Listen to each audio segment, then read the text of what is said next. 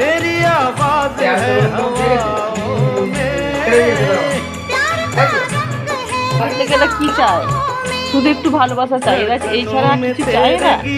আর দুটো মানে মানে কি বলবো, আর পেট ভরে একটু খেতে চায়।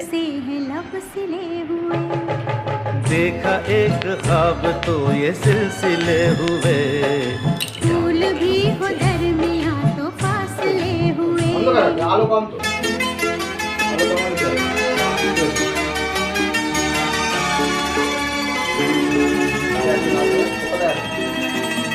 ডগি